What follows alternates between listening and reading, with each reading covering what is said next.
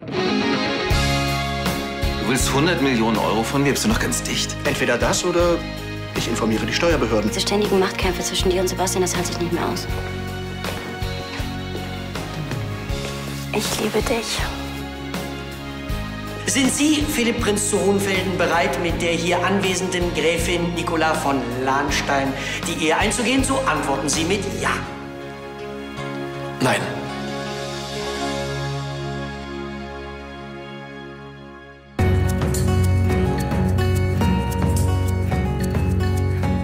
Immer habe ich daran geglaubt, dass es für alles eine Lösung gibt. Dass ich einen Weg finde. Egal wie aussichtslos die Lage auch sein mag. Genau das wurde uns auch immer gesagt. Schon von klein auf. Wir sollen den Kopf nicht hängen lassen. Nach vorne schauen.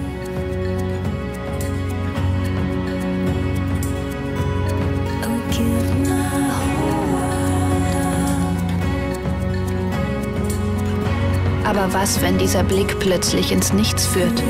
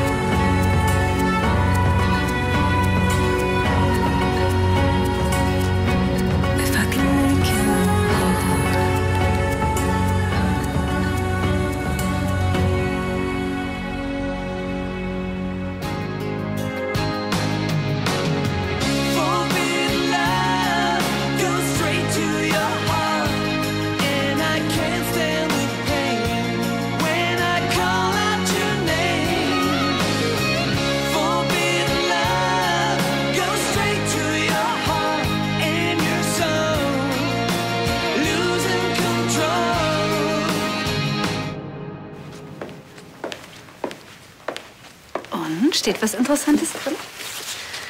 Allerdings. Rat mal, welcher Tag heute ist. Offensichtlich ein guter, wenn ich dich so ansehe. Heute erlischt das Vorkaufsrecht meines Vaters auf die Bank. Will Fromme denn verkaufen? Im Moment sieht es eher so aus, als ob er die Bank noch vergrößern will. Ja, dann müssen wir ihm ein Angebot machen, das er nicht ausschlagen kann.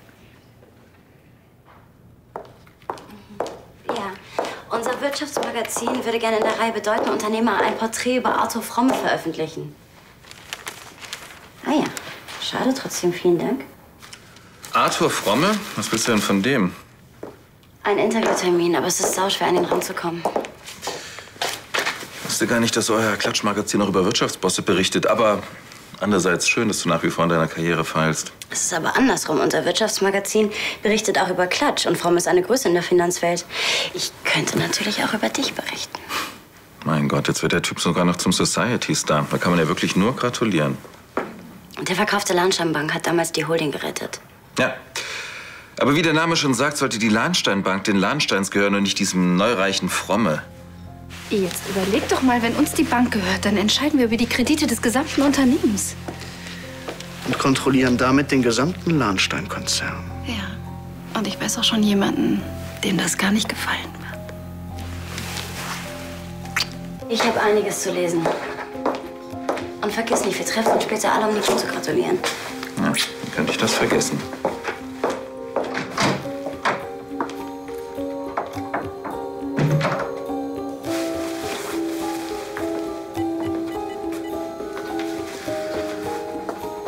Ansgar von Lahnstein hier. Sag mal, hast du noch deine Kontakte zu Fromme und seinen Leuten? Sehr schön. Ja. Ich will unsere Bank zurück. Überleg dir, wie ich das am besten anstelle.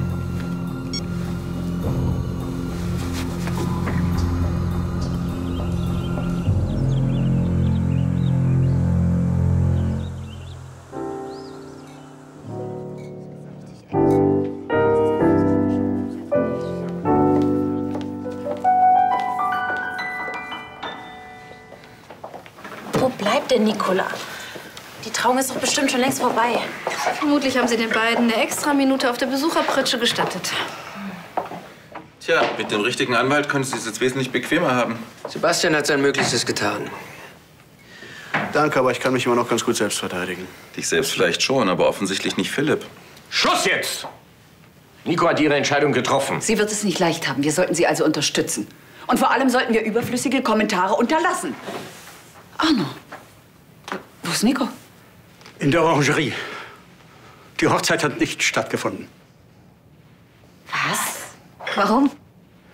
Philipp hat es sich noch einmal anders überlegt. Tja, dann hat er offensichtlich mehr Verstand, als ich dachte.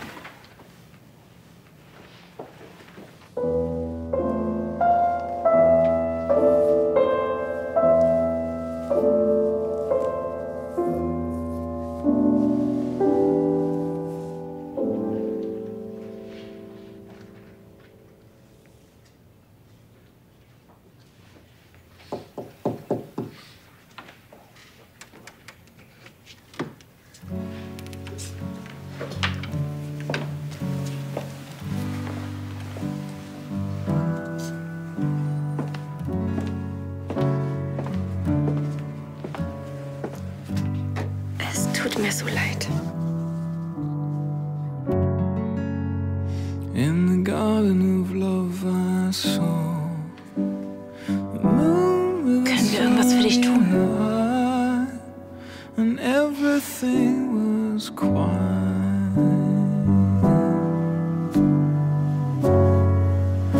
In the garden of love I saw.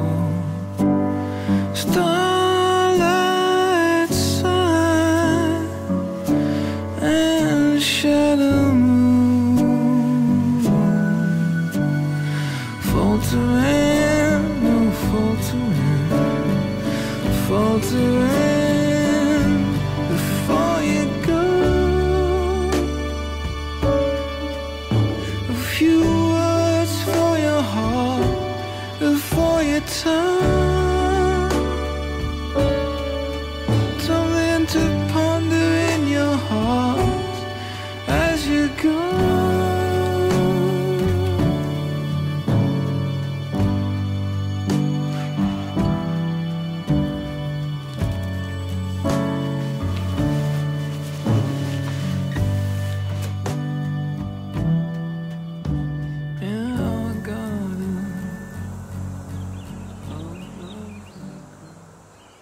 Wenn es einfach wäre, bräuchte ich nicht Ihre Hilfe. Was soll denn das heißen, Sie kommen nicht an Fromme ran? Dann lassen Sie sich was einfallen. Sie werden doch nicht fürs Rumsitzen bezahlt. Ich brauche den Termin. Ich melde mich später nochmal.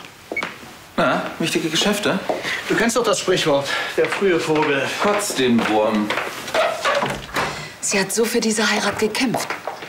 Ihr wollt Nicola doch nicht ernsthaft ein Leben an der Seite dieses Knastbruders wünschen, oder? Seit wann sorgst du dich um deine Schwester? Ich bin sicher, Philipp hat bei seiner Entscheidung vor allem an Nicola gedacht. Ach, deshalb auch dieses fantastische Timing? Morgen. Guten Morgen, Nico. Wie geht's dir? Ich weiß, was ihr jetzt denkt. Dass diese Hochzeit von Anfang an eine Schnapsidee war und dass ich selbst schuld bin. Niemand denkt hier so. Ich schon. Nein, sie hat hier recht. Vielleicht war es wirklich ein Fehler. Aber das ist jetzt auch egal, weil es ist vorbei und ich möchte nicht mehr drüber reden. Komm, möchtest du mit uns frühstücken? Nein, danke. Heute nicht.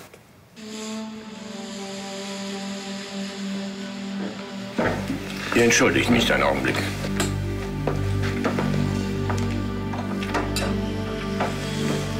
Nicola? Ich weiß, das schmerzt. Aber vielleicht ist es besser so. Das sage ich aus eigener Erfahrung. Du warst selbst im Gefängnis. Willst du mir etwa erzählen, du hättest dir nicht gewünscht, dass jemand bedingungslos hinter dir steht? Doch. Aber meine Frau und ich, wir haben damals beschlossen zu sagen, dass ich tot bin. Damit unsere Kinder sich nicht vor ihren Schulkameraden schämen müssen. Das kannst du überhaupt nicht vergleichen. Wir haben keine Kinder. Und ich weiß, was ich aushalten kann. Ja, aber du weißt nicht, wie sich das Leben hinter Gefängnismauern anfühlt.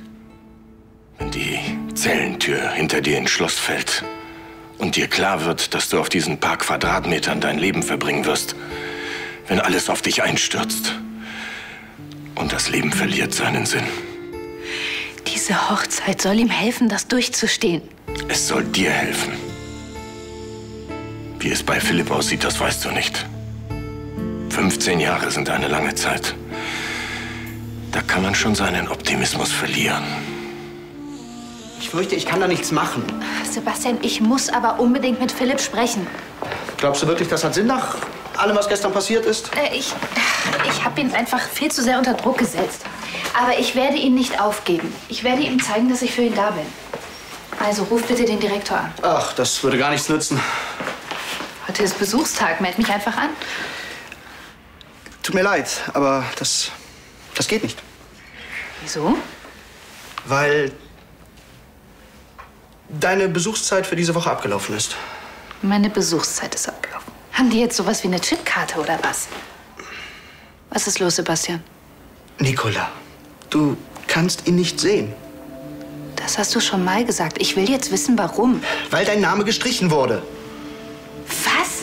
Die können doch nicht einfach meinen Namen streichen. Sebastian, dazu haben die kein Recht. Ich will sofort den Direktor der JVA sprechen. Nein, am besten, ich fahre direkt hin. Nicola, jetzt warte.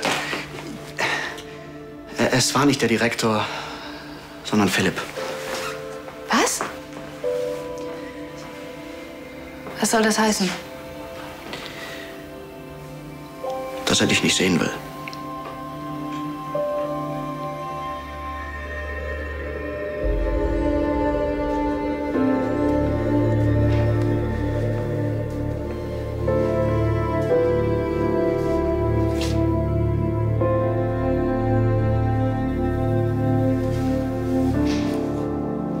Fromme will also nicht verkaufen. Das ist ehrlich gesagt auch kein Wunder, solange die Bank so gut läuft. Ja, was heißt, er hat keine Leichen im Keller? Dann leg ihm halt welche rein. Gott.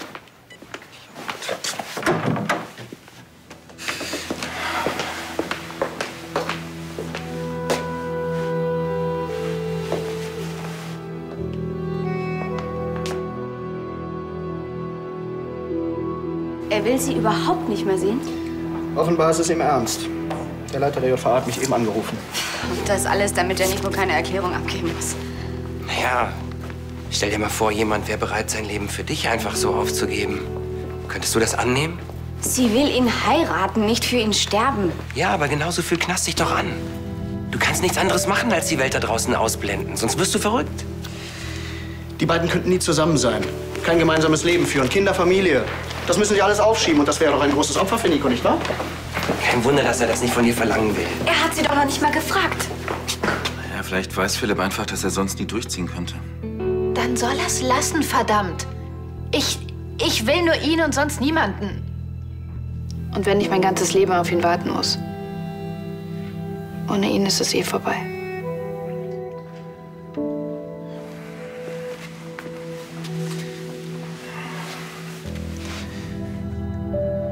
Was hast du ihr jetzt geraten? Na was schon, dass sie seine Entscheidung akzeptieren soll. Elena, sie hat doch gar keine andere Wahl. Philipp kann entscheiden, wer ihn besuchen darf und wer nicht. Will ja noch nicht mal seinen eigenen Vater sehen. Kannst du nicht noch mal mit ihm reden? Elena, er hat seine eigene Hochzeit abgesagt, sich quasi von ihr getrennt. Glaubst du nicht, er hat sich das gut überlegt? Komm, wir fahren jetzt nach Königsbrunn und fragen, ob Nico irgendwas braucht. Mehr können wir jetzt nicht für sie tun. Nico, selbst wenn ich wollte, ich kann da nichts machen. Soll ich ihn bestechen, damit er mit dir redet? Das ist doch sonst immer eine Idee. Also wenn du meine Meinung wissen willst, Nein, nein, eigentlich will ich sie nicht wissen. Ehrlich gesagt, ich finde, Philipp hat das erste Mal sowas wie Größe gezeigt. Und damit gezeigt, dass er dich liebt. Du solltest ihm eigentlich dankbar dafür sein.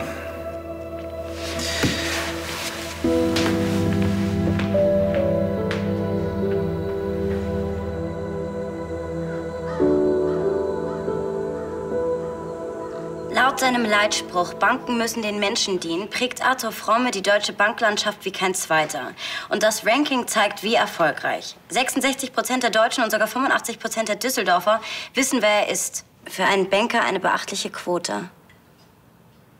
Tja, also für so eine Lobeshymne sollten ja seine PR-Berater dankbar sein. Offensichtlich ist der Mann ja von Erfolg zu Erfolg geeilt. Es ist nur ein erster Entwurf, also sei ehrlich. Naja, er berät Regierungen, stiftet Museen. Vielleicht verteilt er demnächst noch Essen an die Hungernden der Welt. Der Kerl hat gar keine Fehler. Nein, seine Biografie, die ist so aalglatt und deswegen auch so langweilig. Aber ich kann mir doch nichts ausdenken, nur damit es interessanter wirkt. Er ist nun mal ein guter Banker. Unsinn. Gute Menschen können nicht erfolgreich sein. Ach so, willst du mir jetzt damit sagen, dass ich nicht gut genug recherchiert habe, oder wie? Nein, aber man kann halt nie gründlich genug sein. Aber das weißt du als Profi natürlich am besten.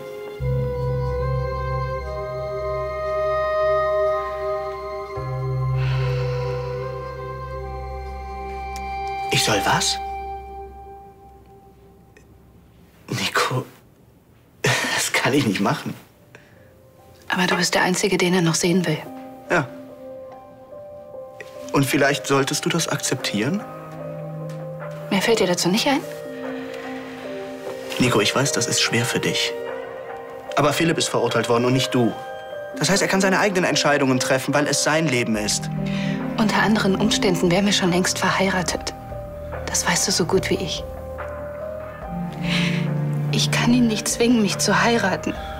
Oder mir zu glauben, dass ich ihn so sehr liebe, dass ich das alles mit ihm durchstehe. Aber ich kann ihn wenigstens dazu bringen, mir noch einmal zuzuhören. Und das schaffe ich nur mit dir.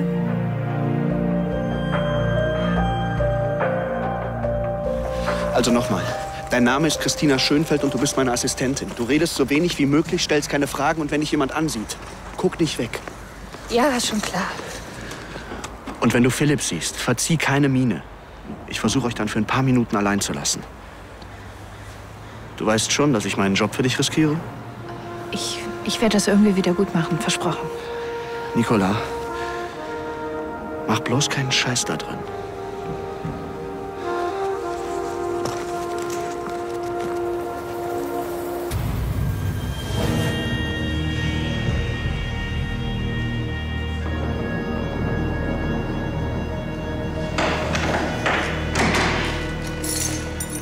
Ihr Anwalt ist da, Herr zu Hohenfelden. Sebastian. Hallo Philipp. Meine Assistentin, Frau Schönfeld, kennst du ja. Sie wird unser Gespräch protokollieren. Guten Tag.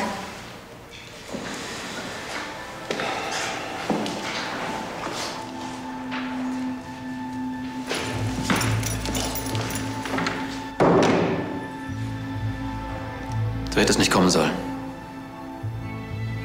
Hast du wirklich gedacht, dass ich so schnell aufgebe? Dafür kenne ich dich zu gut.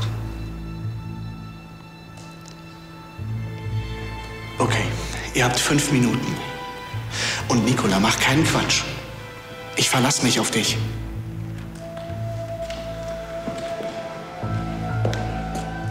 Hallo, würden Sie bitte noch mal kommen?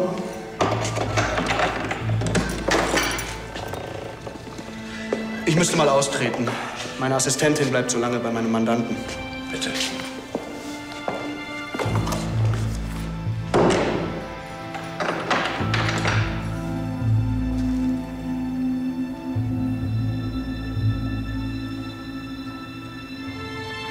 Ich möchte es von dir hören.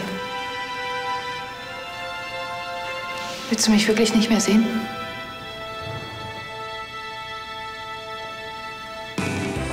Gott, ist das langweilig.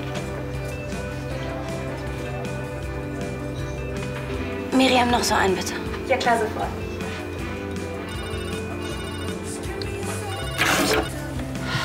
Lydia von Lahnstein. Ich habe gehört, Sie schreiben an einem Artikel über Arthur Fromme. Woher wissen Sie das und wer sind Sie? Mein Name spielt keine Rolle, Und warum sollte ich Ihnen dann weiter zuhören? weil die Geschichte brandheiß ist.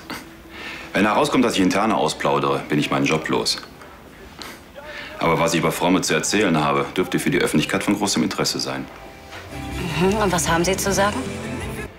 Das ganze Unternehmen ist eine Blase. Fromme hat sich mit betrügerischen Investmentfonds verspekuliert, aber die Verluste nicht angegeben.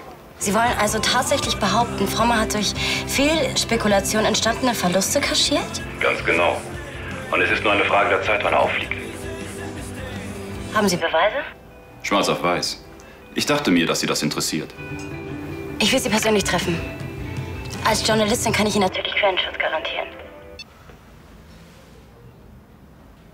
Zufrieden.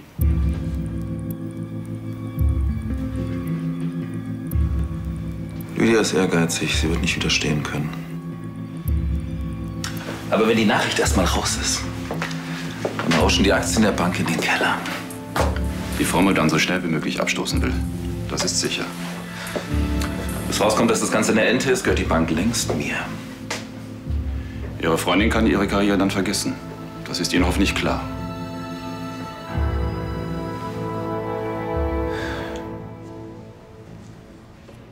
Tut mir leid, wenn ich dich mit der Hochzeit unter Druck gesetzt habe. Weißt du, wie unser Leben in den nächsten Jahren aussehen wird, Nicola?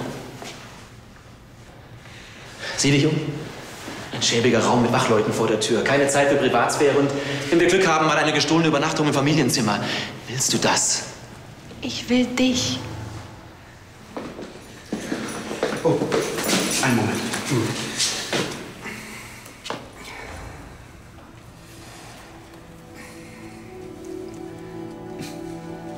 Wie kann ich hier sitzen und von dir verlangen, dass du ein halbes Leben lang auf mich wartest?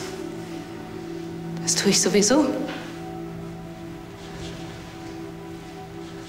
Ich will, dass du ein Leben hast, Kinder bekommst, eine Familie gründest. Ich will, dass du glücklich bist. Warum verstehst du das nicht? Du bist derjenige, der mich glücklich macht. Bitte.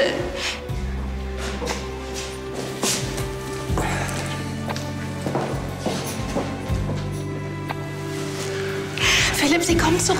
Es ist besser, wenn du jetzt gehst. Nein, ich will deine Frau werden, hörst du? Und zwar hier und jetzt. Ich will diese Zeit mit dir zusammen durchstehen, weil ich dich liebe.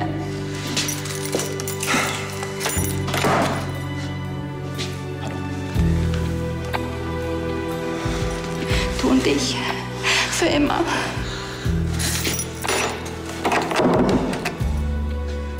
Alte Angewohnheit. Ich betrete nie Räume, ohne vorher anzuklopfen. Für immer.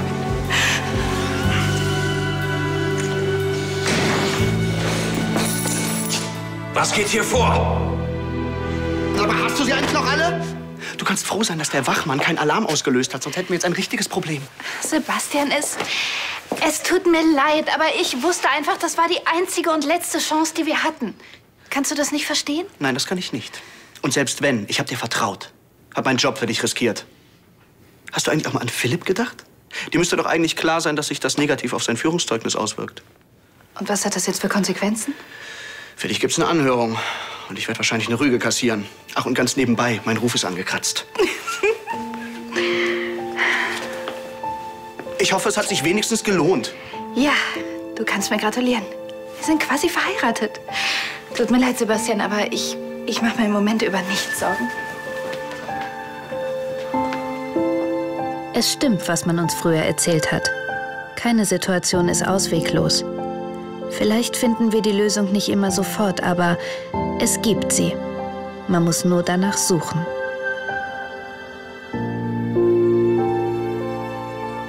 Und wenn die Nebel sich gelichtet haben, geben sie den Blick frei auf etwas ganz Wunderbares.